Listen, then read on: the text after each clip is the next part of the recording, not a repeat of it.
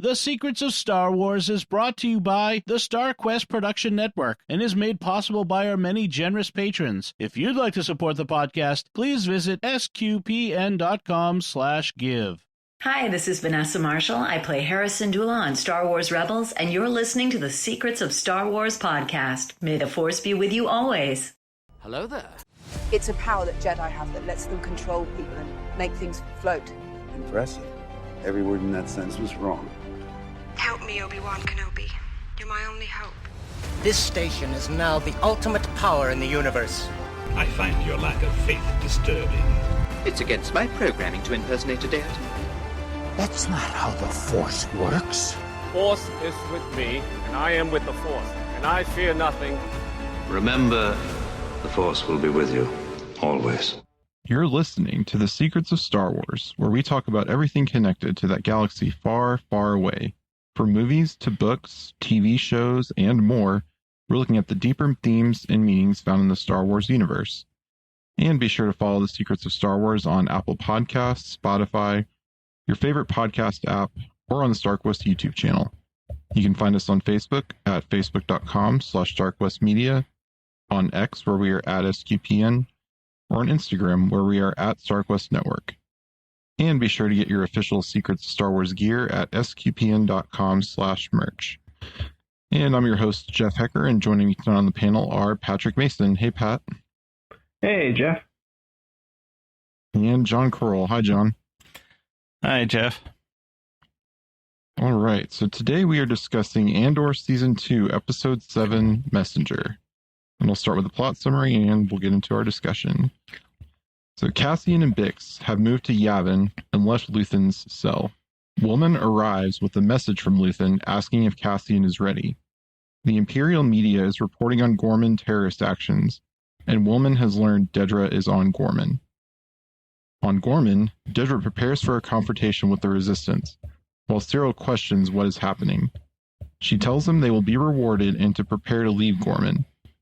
The Ghorman senator thanks Mon for her help, but fears it is too late, while Rylance holds counsel with his fellow members of the Ghorman Front. Cassian and Bix visit a Force healer on Yavin, who tells Bix that Cassian is important to the rebellion. Foreshadowing. Cassian decides to go with the Ghorman, to Ghorman, but not before General Draven tries to stop him. And finally, a new Imperial officer arrives on Ghorman to command, and Syril doubts Dedra's intentions, and even tries to get the Ghorman Front to go with him to the Imperials, but is turned down by his contact. And finally, some green Imperial soldiers arrive on Ghorman, as do Cassian and Woolman. And as we like to talk about on The Secrets of Middle-earth, the Ghorman cookies are baking. So, with that summary in mind, what are y'all's impressions? I'll start with you, Pat. What are your impressions of this episode?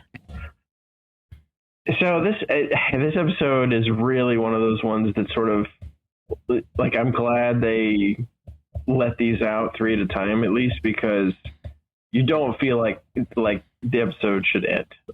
Like, it just streams so quickly and easily into the next one. And it's just such episode in comparison to the vast majority of the first episodes in the movies we get effectively through Andor, the 3-part movies.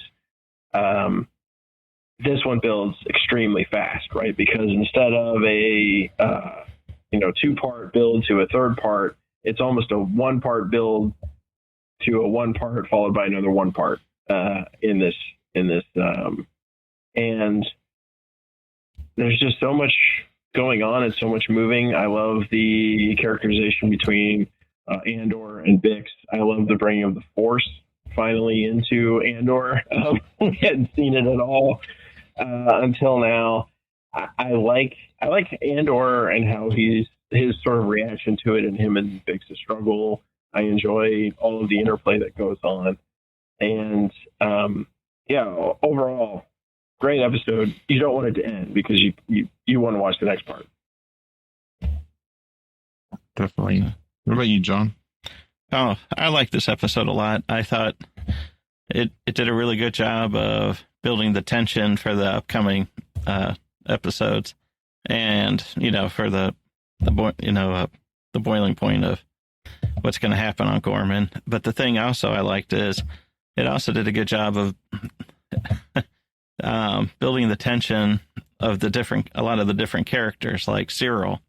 You start seeing how he's like, wait a second, what's all going on here? I'm the one that's supposed to be figuring this stuff out. And, then you can just see his concern. You see the concern of the Ghormans.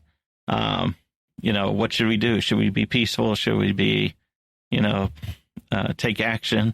And then you do see the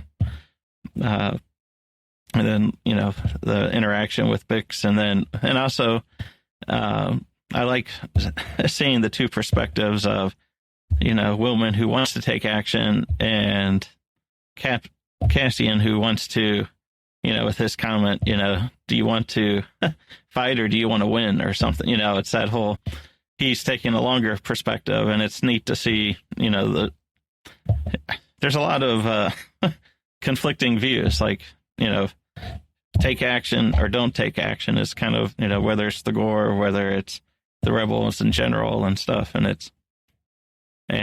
So I really liked it, because for one that was building to another episode, it did seem more intense and move a lot quicker than the typical one, but it still provided a lot of information. Yeah, I would agree. This one, this arc might be my favorite overall arc of the show, of both seasons, where it's at least in the top, 2 or 3 arcs. And it's mostly set up for the next one. And yeah, just a lot going on, a lot of setup. You have a lot of pieces moving, like things are, things even for a couple seasons are kind of starting to come to a head. But especially this season overall, like over the course of a couple of years in the show's timeline, things are kind of coming to a head with, Syril kind of finally starting to question what's going on, and like maybe the ISB doesn't have the best intentions on Ghorman, and maybe I shouldn't they try are to evil. try to help them. So awesome, yeah, and yeah, seeing the Force healer, that was definitely cool. Which I figure we can kind of start with talking about Yavin, because that's kind of the early setup of the episode, and then before we kind of move pretty much to Ghorman for the rest of it. So, what did y'all think of seeing Yavin in this? This was the biggest, most expansive view of it we've ever seen.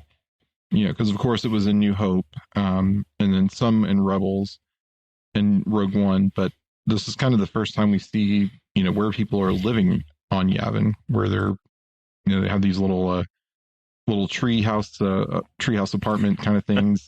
It seems like I'm sure there's a barracks for kind of the lower ranks, but Cassian is he's seeming like he's kind of getting up there in the ranks for the intelligence, at least. So he's got him and Bix have their own little area. But what did y'all think of seeing Yavin as a kind of fully set up base?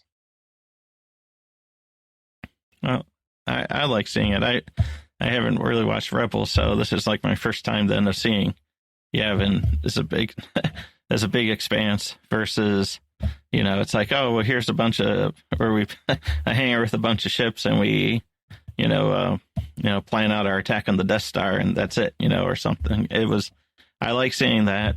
And then it does hit home because, for me, I'm always focused on the space battles, in outer space. And I'm not so much thinking about, well, you know what? They do have ground troops, and to see them running along, getting their exercise in and training in and stuff was neat to see. But it did hit too, though. It's like, I wondered, like what Cassian said, it's like with everybody that's coming in every day, who do you know? How do you know one's not a spy or something? I think you mentioned something about, with all the all the people coming in, and it made me think, it's like, how do you keep Yavin a secret like that for so long? Because it would seem like, if you can get into, not that the Ghorman friend is detailed and, and stuff as the rebels with the Yavin are, but it's like, oh yeah, I support the rebellion. Let me join you. And then, what does it take to get you to Yavin? In the first place, I guess I wonder, because it would seem like that would be a secret that could be let out and let the Imperials know where it is. Yeah, and they kind of talk about that too, where it's like the time is coming when you no longer, you can only leave unless you have authorization. So it's still kind of a little bit ragtag, but they're definitely kind of fully more forming into, an operational military and operational kind of, full rebellion rather than just individual cells and whatnot. So yeah, they're definitely expanding there. What do you think, Pat, of this, of Yavin seeing it as a base? Yeah, so we start out right with the radio chatter effectively that such and such ship is coming in and they're going to be landing on such and such pad. So it's at this, it's a fully fledged base, right? And you see the ship come in. I can't even remember what the ship's name was, but I thought it was interesting at the time. But it's escorted by 2 X-wings, right? With they're S-foil or not in attack position. But they're, this is a full-blown military base at this point. You have a troop transport coming in. We see it as a troop transport. All the guys get off. They're supposed to find their, squad leaders or whatever they call it to debrief and everything. And Willman gets off. You don't even know it's Willman. He's just another pair of boots that's getting off. It does make you wonder, where are these guys coming from? Where have they been, depatriated from? Do we have some Ghorman folks showing up on Yavin? Do we have some Ferrex people?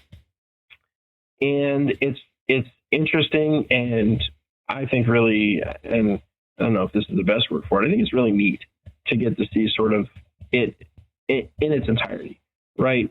You see living quarters, you see houses, you see places where people live, you see the hangar, you see everywhere they're going, everything is under construction. There's sparks shooting everywhere, and in violation of every OSHA principle, but it's Star Wars, so there's no railings, there's no spark guards, there's no, just weld out in the open.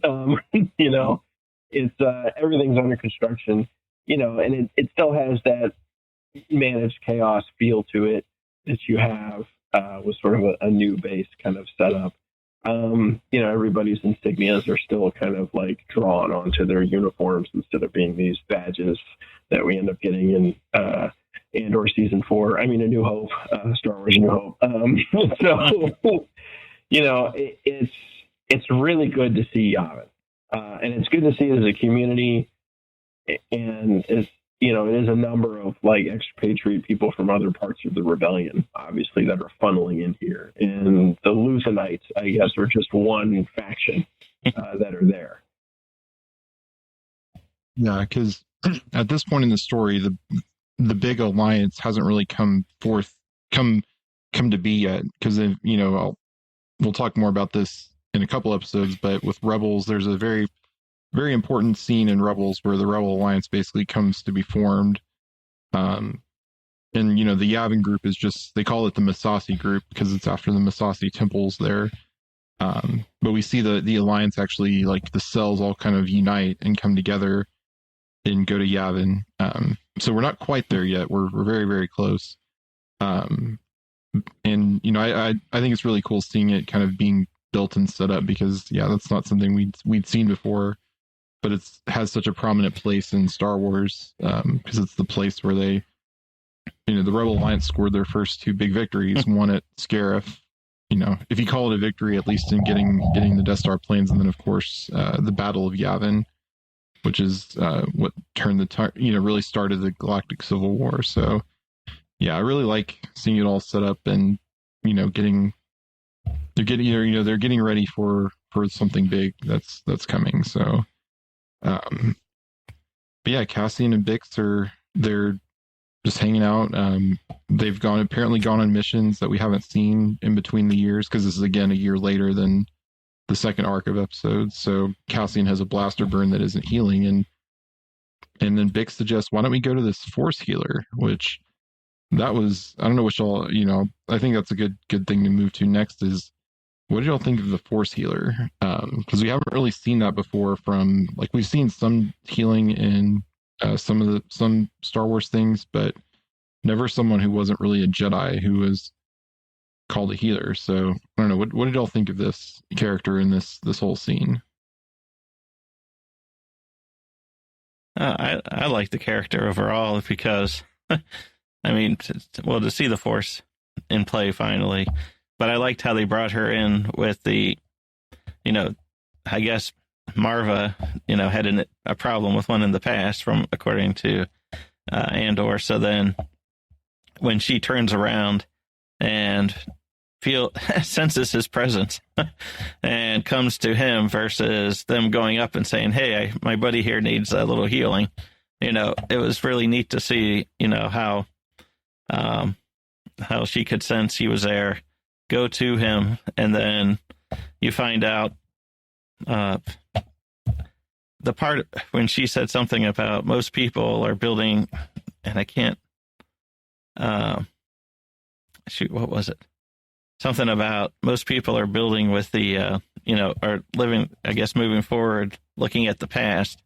And he's like processing things as they go and somehow makes him a messenger because of that. And I can't, but I like that part about it too, was seeing how he's different than the others. As he's taking more of a leadership role with the rebellion. Yeah, well, I think it's that she's actually getting a glimpse that he's going to be a messenger for the rebellion, and in a very specific way that we see in Rogue One, in that he is the one that helped. He basically is a big part of why they got the Death Star plans and why they were able to stop that, because he was part of that mission to go meet with Saw, and then to go get the plans from Scare. So right. I think, at least in my mind, that's what she may not see the exact kind of form of what's happening, but she's at least getting a sense of that he's going to be important for the rebellion, and that he has a destiny that is more important than anything else. So what did you think of the Force Healer, Pat? I really liked this from a number of perspectives, because we've seen primarily, the Jedi and Sith interpretations of the Force and how it works and what it does. And occasionally we get some witches of a variety now, but they're all witches. And it was good to just see like a non-affiliated Force user who doesn't really know exactly what she's doing, who kind of, she's just sort of feeling her way through it as best as she can. And it sort of brings out into, say, public view, but into the view of the viewer, how important Andor really is. And, the episode is titled Messenger, and it's this scene where that concept comes up. And I think it also comes up in a couple episodes from now. Luthen brings it up as well. Andor just always seems to be in the right place at the right time with the right motivation. Like it seems to be how it goes. And that there's something more to that. This concept of, fate and destiny and the interplay of personal choice that we've talked about on past episodes here, with the Force at play and with people working, and there seem to be some choices that are more important than others, and some things that are just sort of, destined to happen. I don't know. I don't even know if I would peg it just as what he does in, Rogue One, as he goes to, from here he goes to Ghorman, and then becomes a messenger after that about what happens on Ghorman. And then, later on, some things that happen with Mon Mothma. I love the message he delivers to her. And then even later on, the message effectively from Luthen and Clea. So he becomes this sort of catalyst for a lot of what happens, even though he's not necessarily the guy that makes it happen. In a catalyst in a chemical reaction, you have the two chemicals that react, and sometimes they don't react unless you add a third chemical. And the third chemical doesn't matter to the reaction. Like, it doesn't actually, when you do the math, it's not part of the beginning or the end, right? But unless that third chemical, the catalyst, is there, it doesn't happen. and that seems to be Cassian's role. And it's more than just that's his role because the writer said it is. It's just because he's luck. It seems to be kind of a will of the Force thing that the Force user picks up on. And so I really love that use. I loved how he reacts to the Force user, like the whole blow it off. If Marva was here, she'd tell you off kind of a thing. And then, that was 10 years ago and a single Force user. And the fact that I think she does actually heal his blaster bolt wound, and then he's really confused and angry about it. The fact that it worked.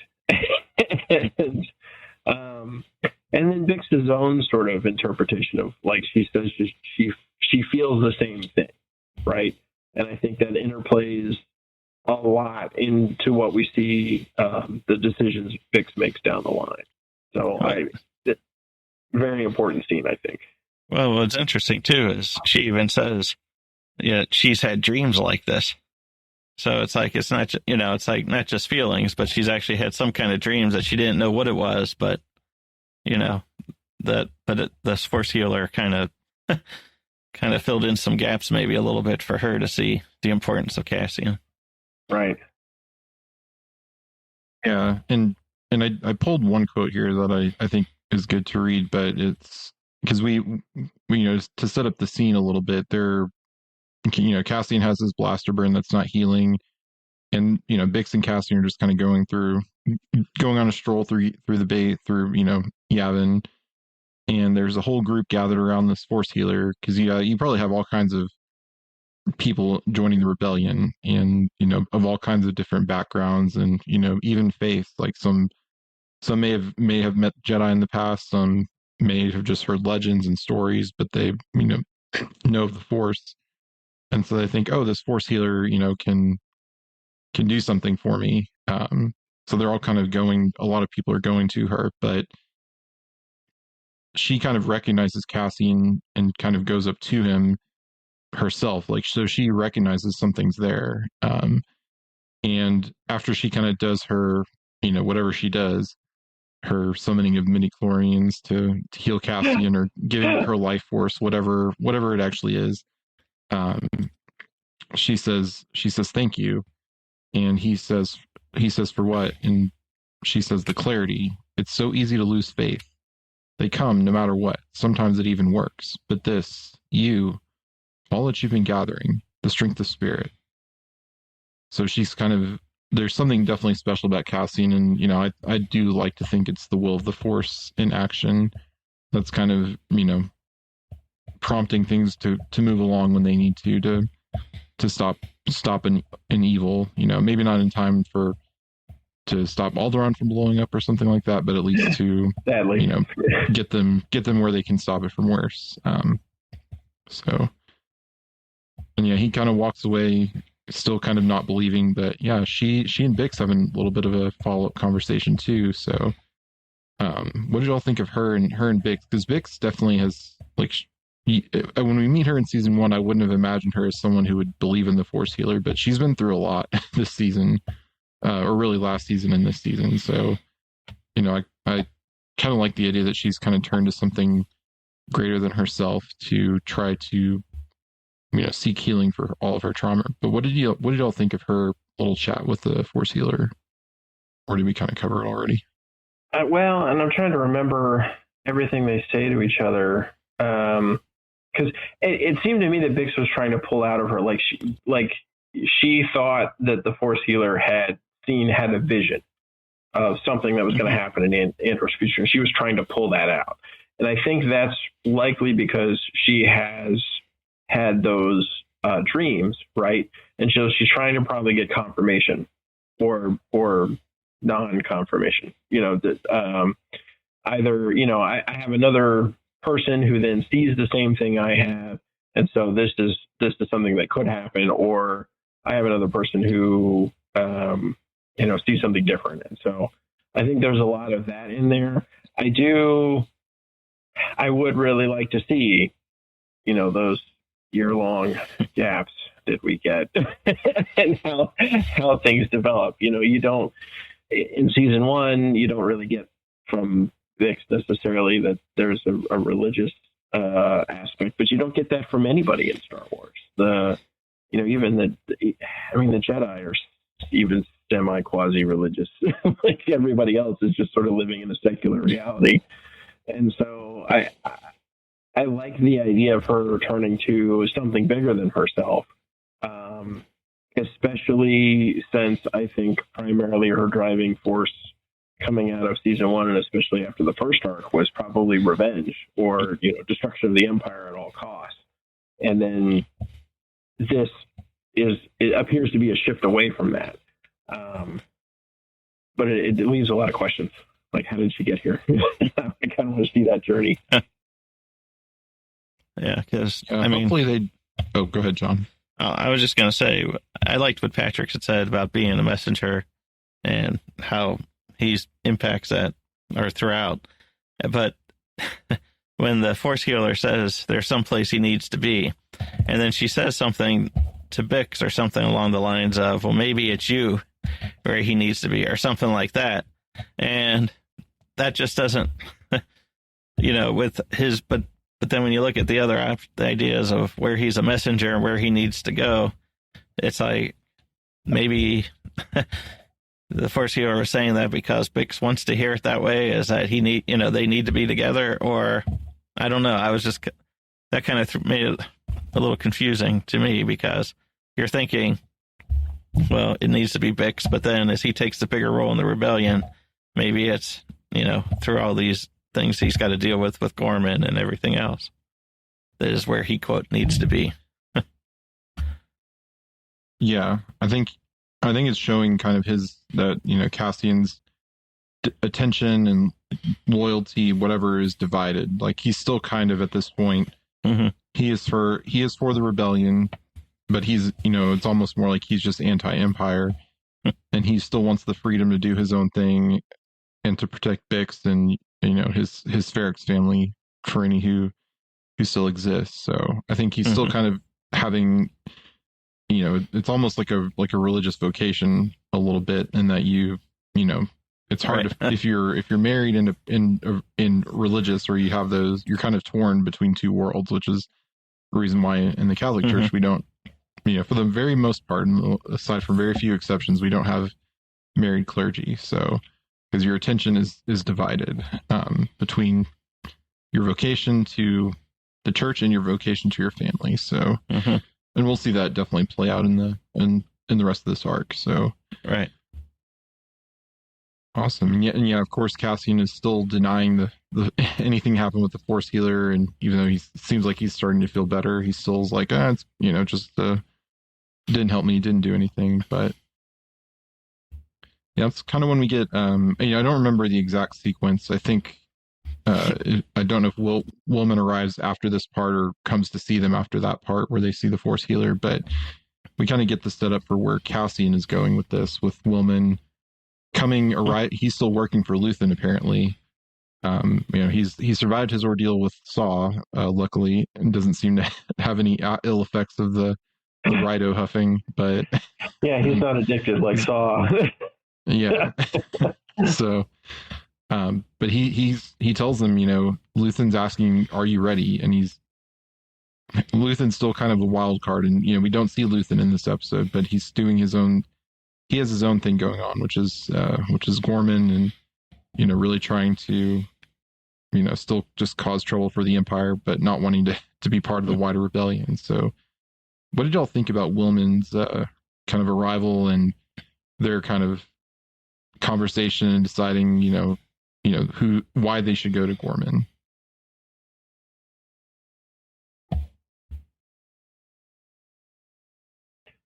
Yeah, so I think this is like the first thing you get is you find out a woman goes to them, and there's this Cassian basically interrogates him. Where have you been? Where have you been? And he knows he's not answering, and he knows why he's not answering, and it's because Luthen's involved, right? And at this point, you figure out, okay, in that year since they blew up Dr. Gorst, that they have since moved to Yavin and are no longer with or affiliated or associated with Luthen.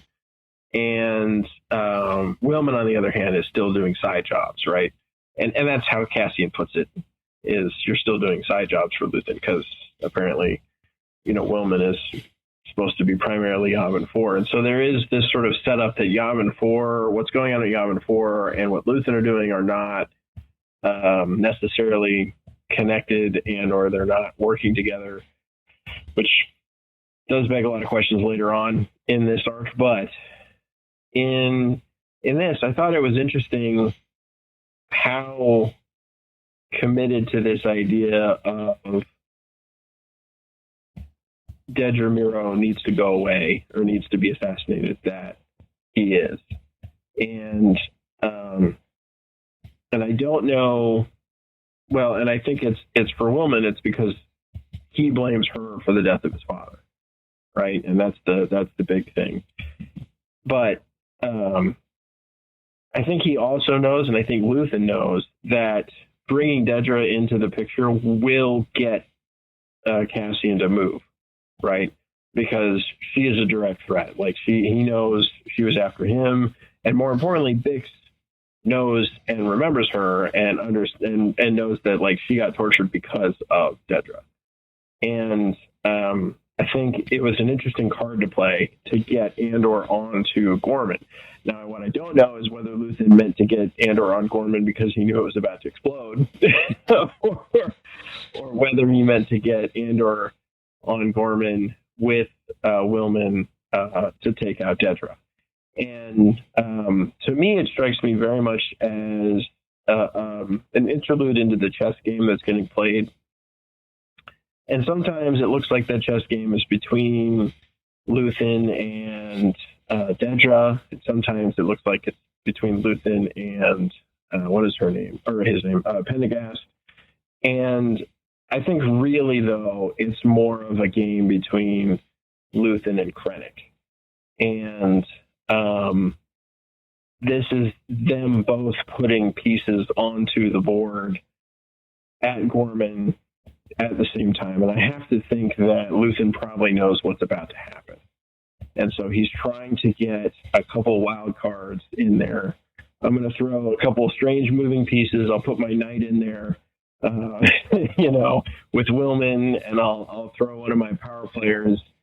Andor is kind of, from a chess perspective, kind of a queen. He can do it all, right? He can pilot, he can soldier, he can lead, he can spy.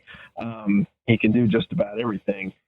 And playing against Dedra, which is obviously what Krennic's chosen queen. So that's maybe it's because I've been playing a lot of chess recently, but I'm seeing a lot of chess metaphors throughout this show, generally speaking, especially the second season. And this whole episode, I think, culminates or comes down to that concept that these are rival chess players playing very dangerous, psyops games, putting their pieces in place. There's been a couple other movies that have done a good job with that. But I really like this one because there's so many different pieces. There's so many different people or items, as Luthen would call them. Yeah, and it's funny, or it's interesting that both Luthen and the ISB want Ghorman to blow up. They want it for different reasons.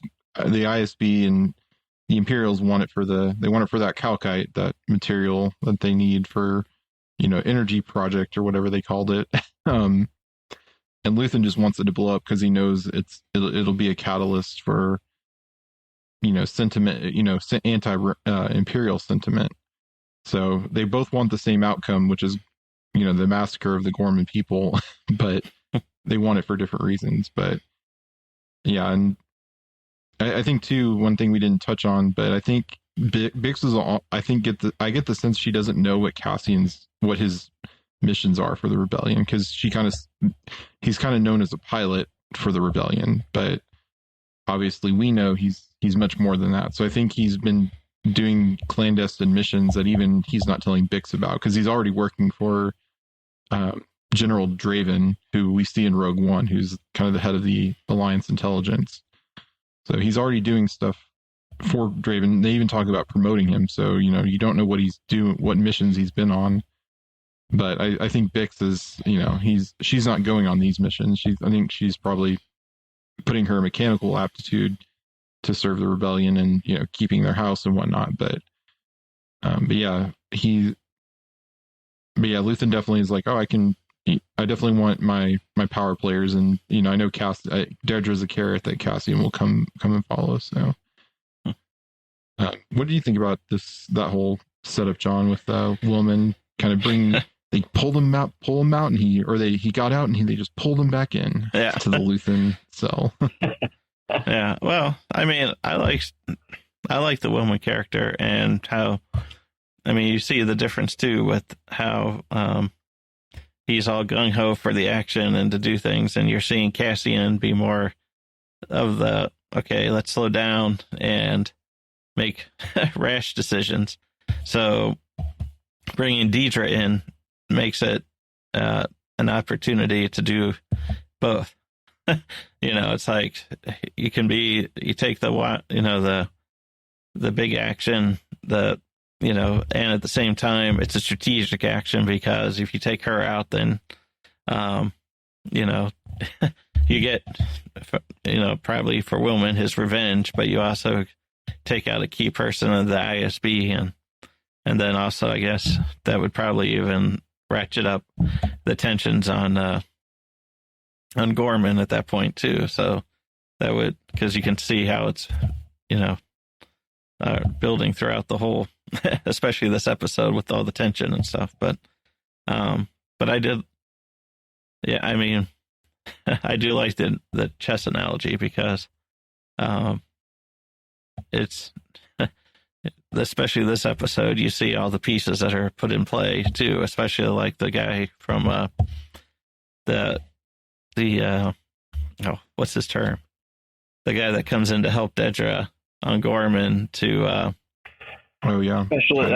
specialist, if I remember. Yeah, ops specialist, yeah. What a name. I do. Right. I think I've had that role. That's not what I did. All right.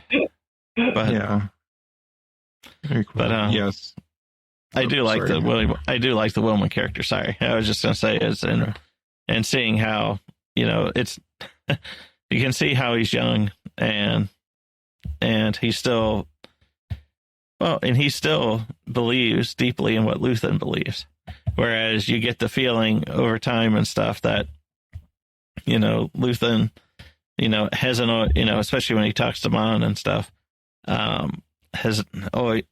Doesn't have the best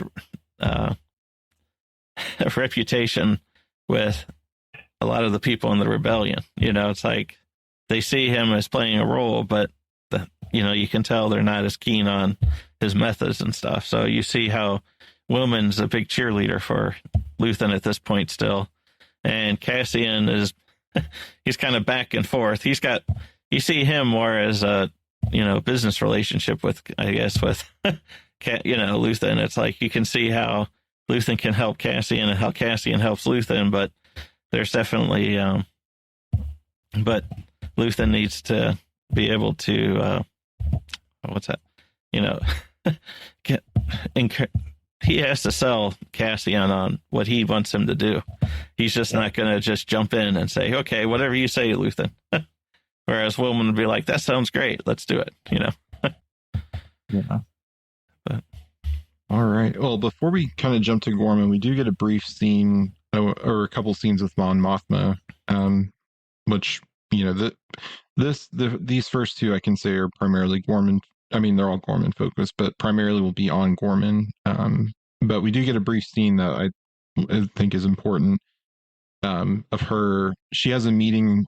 She meets with the Ghorman senator, who kind of still thanks her for everything she's tried to do, because this whole time she's still been trying to counter what the Empire's doing and still work within the system. But I think she's still thinking that things can change in the Senate, or at least I think she doesn't think they can, but hopes they can. But what did y'all think of her scenes here? Because we also get her with talking about their driver, who's, probably the most obvious ISB plant. Yeah. But what did y'all think of her scenes here?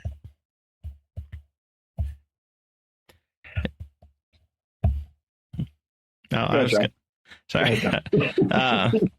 to say, I think for the little bit that you have in there, she did a really good job of, you could see the tension that's building inside her too, about the way things are going, because even though she had that short conversation with Senator Orrin, and he said, you can see how despondent he is. He's like, he can see that things aren't going well, obviously, and just getting worse by the day. And what told her about what he was trying to get them to do, I don't know, was it a season ago or, a year ago, hasn't worked at all.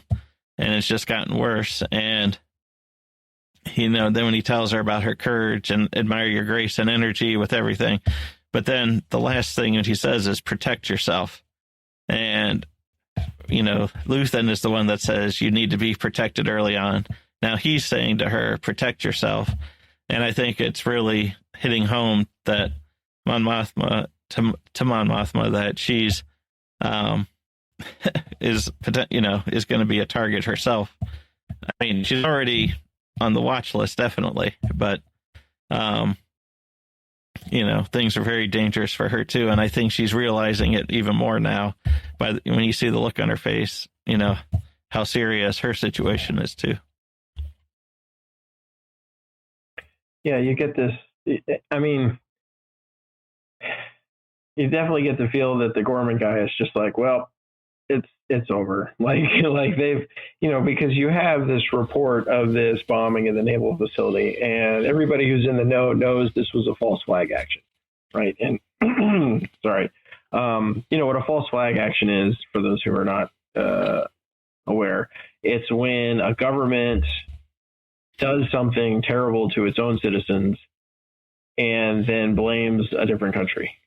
Or maybe does something terrible to somebody else's citizens and then blames an alternate country, right? So it's either you're trying to convince your own citizenry to go to war with somebody, or you're trying to convince somebody else's citizenry to go to war with somebody. And like there's double false flag actions where you're actually trying to get them to go to war with you, but those are even weirder. But we've done this as the United States of America. We're not... there's a potential we did this with the Spanish-American War. There's a lot of question marks about how that naval vessel exploded. If you want an in-depth analysis, Jamaica's Mysterious World has that. There was also some things that never happened, but that were potential false flag operations that happened around the Cuban Revolution and the Bay of what eventually became the Bay of Pigs operation. So this isn't like a made-up dream scenario, right? This kind of stuff happens in real life. And so this bombing of the Naval Yard was likely something the Empire did, right? Potentially killed its own people, maybe not. I kind of like how Syril puts it. I can't even get into there. So my guess is that they just blew something up and then told people, 10 people died. But, or whatever. But it sets up this... and I love the interplay of all the news stuff over whatever Mon Mothma is doing. There's always this news interplay, 24-hour news cycle, background noise that you can hear about how the Ghormans are always against the Empire and against Imperial protocols, and now with the latest bombing and da-da-da-da-da. And you can see just the utter defeat on the Ghorman senator's face when he talks to Mon. It's like, it's over. We're not in. He's like, we're not even going to be a planet within like 36 hours. I'm sure of it. He's basically right. And you see, you kind of get this feeling that Mon, she's sort of heartbroken over the whole thing, but is also kind of at a loss for what to do at this point, because you can see she's still trying very desperately to hold on to this idea of we can use the system to do something, put a petition together. And it does bring in a lot of questions that a lot of them get answered, but like how does she know about Yavin? How involved is she in the stuff? How close is she with Luthen anymore? How much have they moved away? Which all gets answered later on in the arc. But I always like stuff with Mon Mothma. She's one of my favorite characters in the series. So, and yeah, and it's funny too. Like they know that they're under watch because they talk about the driver, like because he's trying to get intel on her of like, oh, what's your schedule like this week? Because I need to know for scheduling purposes or not. I'm not reporting to the ISB at all or anything. He's as clumsy as he is stupid. Exactly. But they, her and her aide Erskine know, they know better than to replace him or at least Mon knows better than to replace him because they'll just replace him with someone better. Yeah. So. All right. Well, I think we can kind of finally move in. I mean, that was just a she'll scene there. And of course, she'll, there'll be a much bigger part to come for Mon in all this. But I guess we can finally move to Ghorman. So I think, I don't know if you want to start with Dedra and Syril and their whole conversation because, they're working for the Bureau of Measures and Standards or whatever it is. I feel like I give it a different name every single time. Yeah. Bureau of Measures, Weights, Bureau of job. And still trying to, just trying to provide intel on the Ghormans, but he's starting to get the sense like he can't even meet with Dedra anymore. Like she's on Ghorman now instead of being on Coruscant, and he has trouble getting a meeting with her even. So what did y'all think of their scenes here? Well, I thought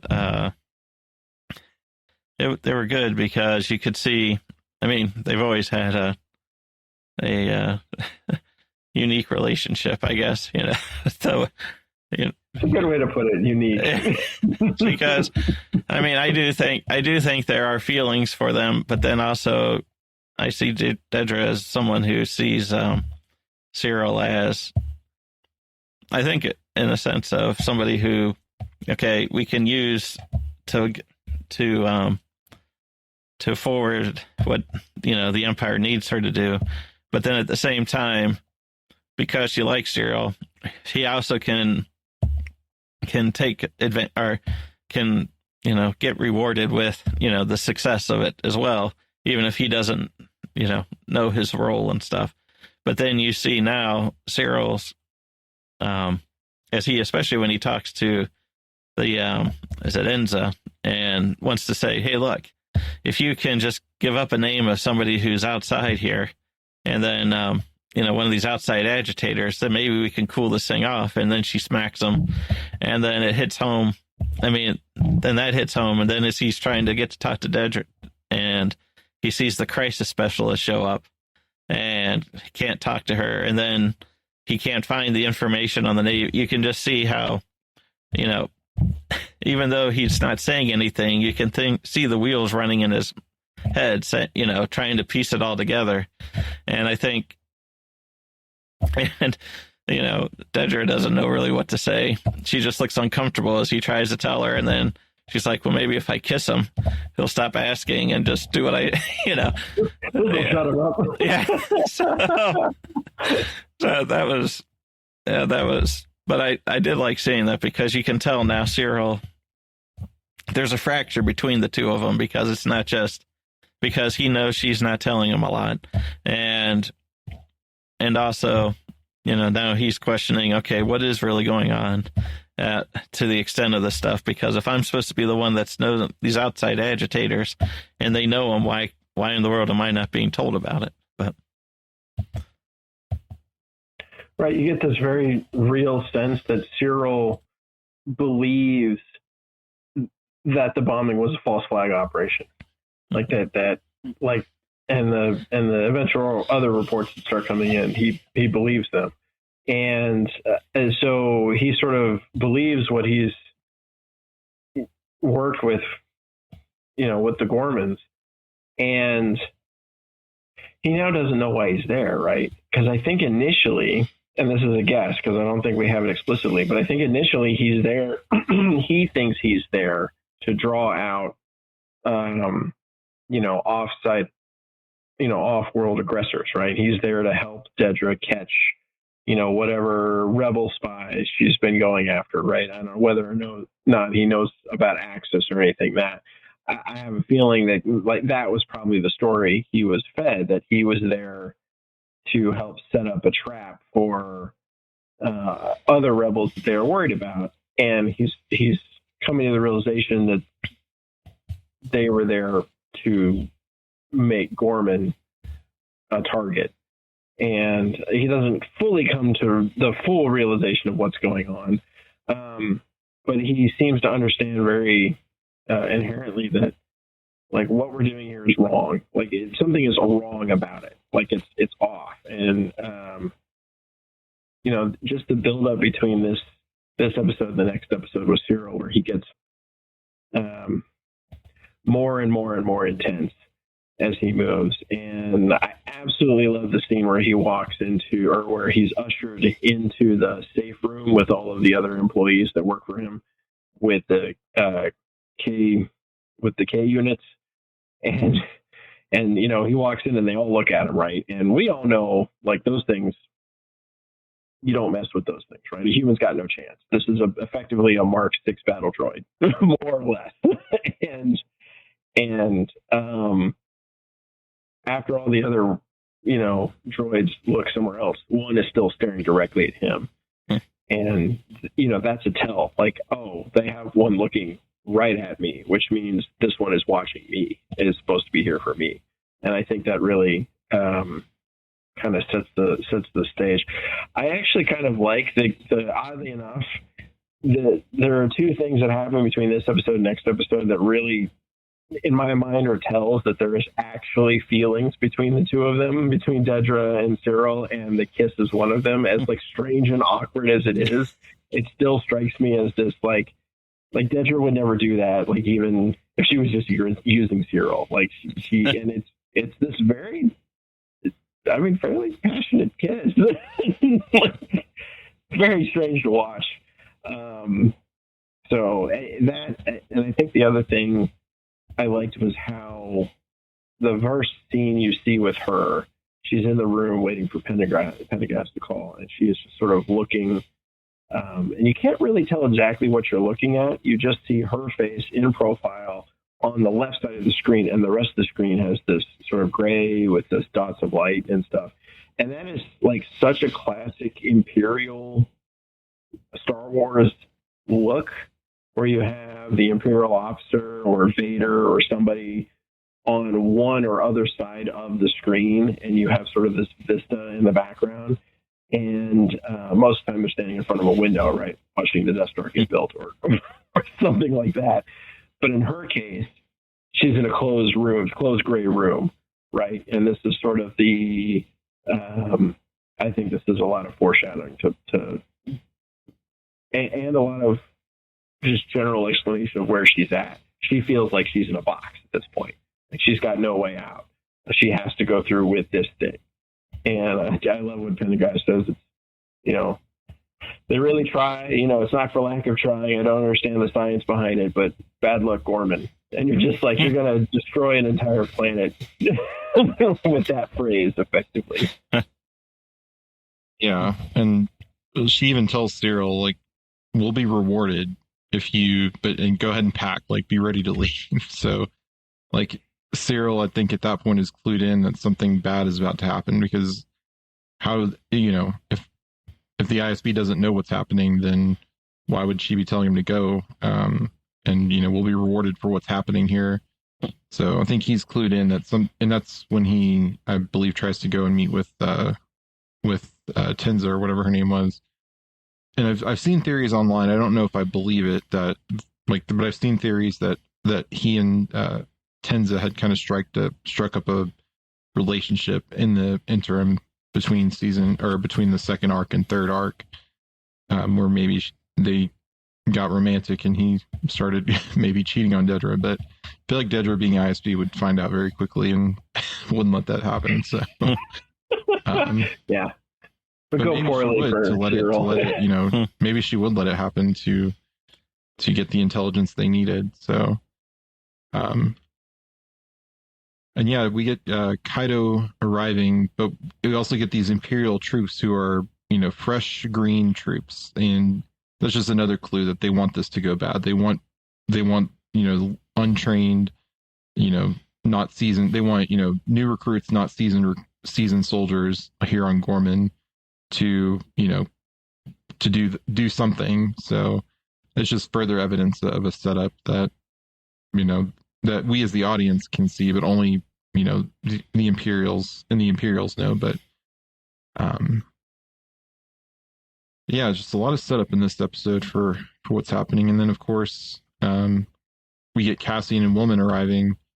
They have to fly low, arrive, you know, under the radar to then infiltrate the city. And Woman is going back to the Ghorman front base, and Cassian, he checks into the same hotel again. You know, I know we've kind of joked about this, but in broad daylight and in front of the eye, under the ISB's nose, he looks like that guy from Ferrex.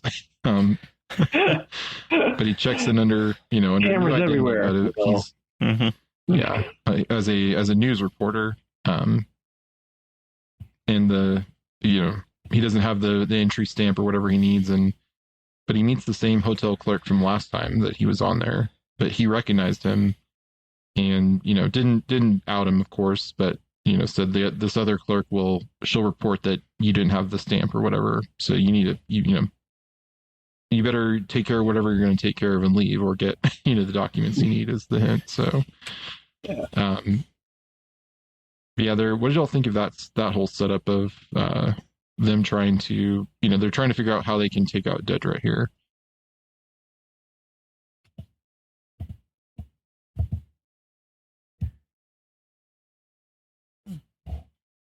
Or any thoughts on that? Yeah, so it's interesting they come into Ghorman right as the curfew hits, right? And Andor is just immediately struck. Like, when did all this? Like, the last time he was there, he was, very fancy, and it was still relatively open, and things were not locked down, and there was, a very small Imperial presence, but it wasn't like the entire square is Imperial controlled, right? There aren't any Ghormans wandering around. It's a bunch of barricades, and there's curfew, and I really like how striking it is to Cassian, how different it is, and how he's trying to set up the shot and everything, and then he realizes there's stormtroopers above his window hanging out, and he's starting to think to himself, I don't know if I can get a shot from here, or if it would be a good idea, right, if they're going to be able to see me and find me. At the same time, you get Willman, who you find out his girlfriend on Ghorman, and that may be part of the reason he is so keen to go back there and fix things. But it's obvious, especially what happens in the next episode, but it's obvious that they don't know what necessarily is going to happen here. They're not aware of the level of crackdown that's coming that we know from the Dedra Syril stuff. And it's interesting. Did we get that speech from the Gore, or where they're all kind of infighting at this point, or is that? Yeah, I think they have their council meeting, and Rylance is trying to trying to hold everything together, and they're all kind of they're kind of breaking down because it's like they haven't been able to stop the growth of the Empire's presence there. I don't have the exact quotes, but yeah, I mean, that was because Rylance is there, and he's saying, peaceful resistance is the only thing that carries any dignity, and then they said, no, we need to take action and various things, and he's like, well, I've learned one thing. It's like how good we are at letting people provoke us because of all that. But what I like is the character. I think it's Capso, but the one who was the hothead early on and was calling for action, in the early meetings, and then he's the one I think that carried Cinta in the prior episode after she got shot. And he is the one that's calls them out, and he's more measured, and he's not as big a hothead, and he's saying as like before, and he's saying we're fighting ourselves, and I don't care what action we take. It can be peaceful, it can be stand up to them, but we got to remember we are the Ghor, and if they take that away from us, what's worth saving? And I think that's a big thing, because as they go through this, if you lose that identity of who you are as the Ghor, so then what are you fighting for at that point, I guess, is kind of it.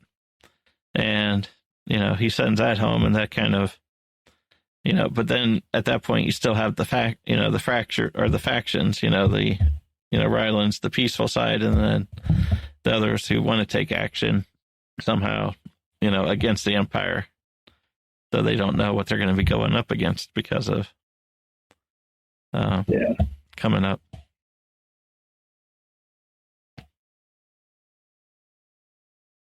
Yeah, and I like how Wilman, like you said, Wilman goes back to the Ghormans, and he's kind of, Cassian's going to take the shot, but Wilman's getting him the intel on where Dedra's going to be, and they're trying to figure out if she's going to be behind glass, but it's old? Will it take one shot or two shots, and all this stuff? So they're like, they don't have a great plan right now.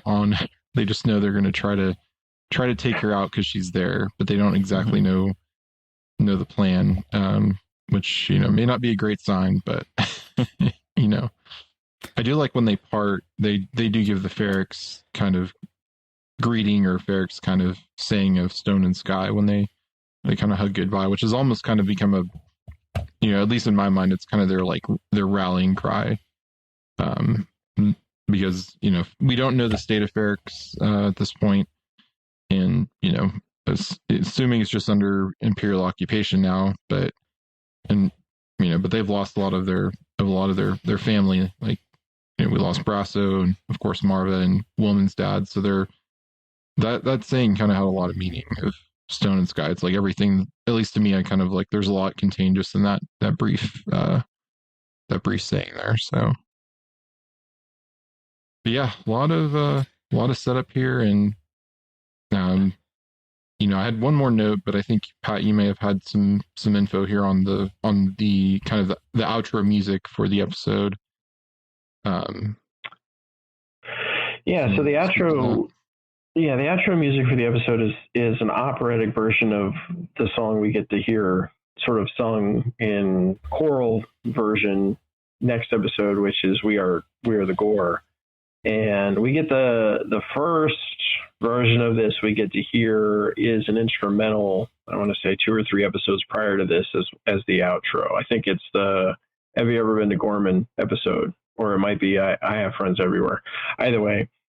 And it's been this theme that's slowly been interweaved into the show. Throughout the show, they did something I think very similar to what they did with Marva's funeral. Dirge. I don't know if that's quite the right word, but parade song. And they kind of have used this song throughout and interplayed it quite a bit with the Andor opening, or the Andor theme, right?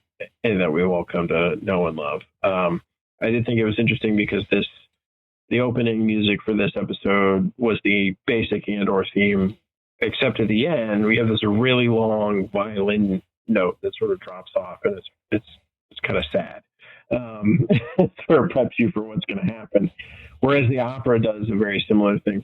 It preps you for what's going to happen the next time. And I do think this is maybe what Dedra is listening to way back in like episode 1 or 2, which would kind of explain why she was listening to it, try and get a feel for who people are via their artwork. I'm sure there was something that came down from Thrawn as a note into the ISB files. If you want to get a feel for your enemy, you have to take the art elective at the ISB ISB school, ISB Academy. now online. And so you get it's very somber. It's very well sung, and it then goes into this second set of music, which is it's a very interesting piece because it's very heavy on drumline and bass usage, but also with the mandolin. But a lot of times when you hear a mandolin, you're thinking kind of upbeat mandolin. But this was a very downbeat. This was a very somber mandolin playing. It's sort of what you would hear at a funeral, at a funeral kind of procession. And so all of the music from here is kind of keying you into what's going to happen next episode. Yeah. Yeah, I mean, I think it's pretty clear where it's going, but of course the next episode will kind of reveal all of that. But yeah, and I think the only other note I had was, I think before the end, we do come back to Yavin for a scene with Bix and Vel. So Vel has left Luthen as well. So Luthen's kind of all of his people are kind of leaving him to go.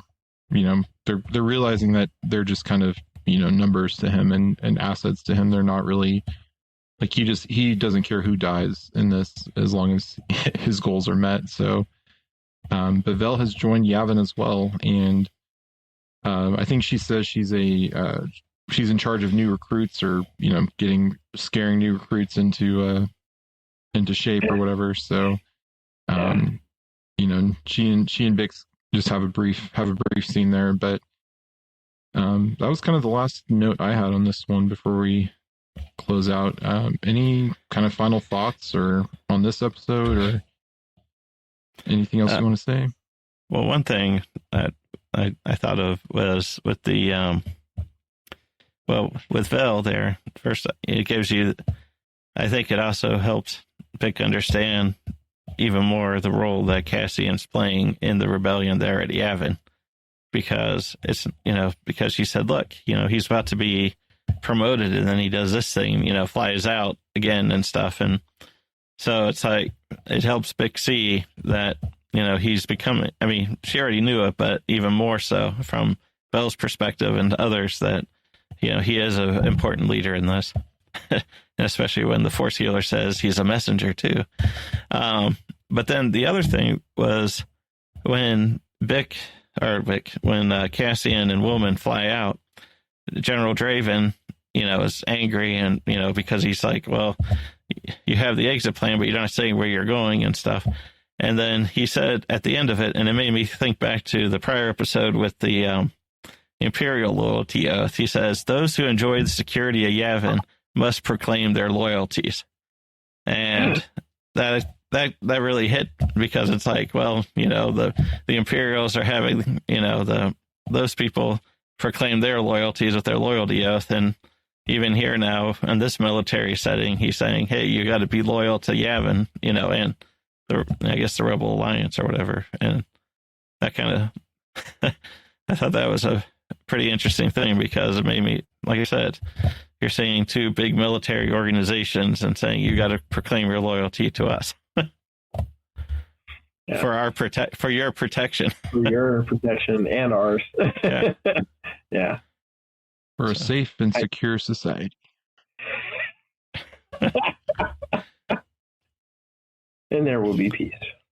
And there will be peace. Anything else from you, Pat? No, I had honestly forgotten about the Vel scene, but I think it is, like John said, it's very important in setting up sort of the importance of Andor to the rebellion, especially in Bix's mind, right?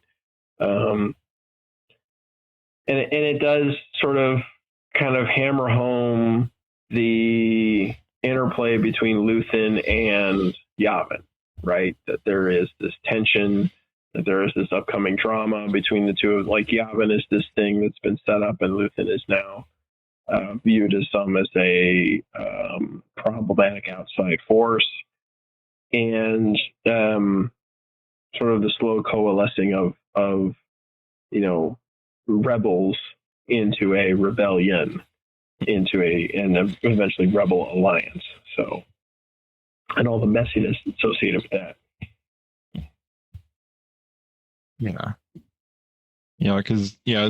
Because this is like I think even in Rebels they say this is the biggest. Masasi group is the biggest cell, or one of the biggest cells. So, we definitely see that they have a couple squadrons of fighters and other things, and then you have like Phoenix Squadron has fighters too, but they pretty much lose everything at the end of Rebels season 3. So, aside from a few people here and there, but yeah, I think this was a great setup, and we'll see the next one is kind of the big payoff for a lot of it. So, all right. Well, I think that is it for this episode of The Secrets of Star Wars. We'd like to take a moment to thank our patrons, including Thrash Metal Show, Ignacio, Donald M., Stacy C., and Colleen. Their generous donations help us to create The Secrets of Star Wars and all the shows here at StarQuest. And you can join them at sqpn.com/give. And now we'd love to hear from you, our listeners. What did you think of this episode of Andor? You can let us know by sending us an email at starwars@sqpn.com, on our social media pages, or by leaving a comment on our channel on the StarQuest Discord server, which you can find at sqpn.com/discord. So until next time, Patrick Mason, thank you for joining me and sharing the secrets of Star Wars. Stone and Sky, Jeff. Stone and Sky. And Jon Koral, thank you as well. Thanks, I had a great time. And once again, I'm Jeff Haecker. Thank you for listening to The Secrets of Star Wars on StarQuest. Here's another show on the StarQuest network you're sure to enjoy. Jimmy Akin's Mysterious World. Find the show wherever fine podcasts are found or at sqpn.com/mysterious.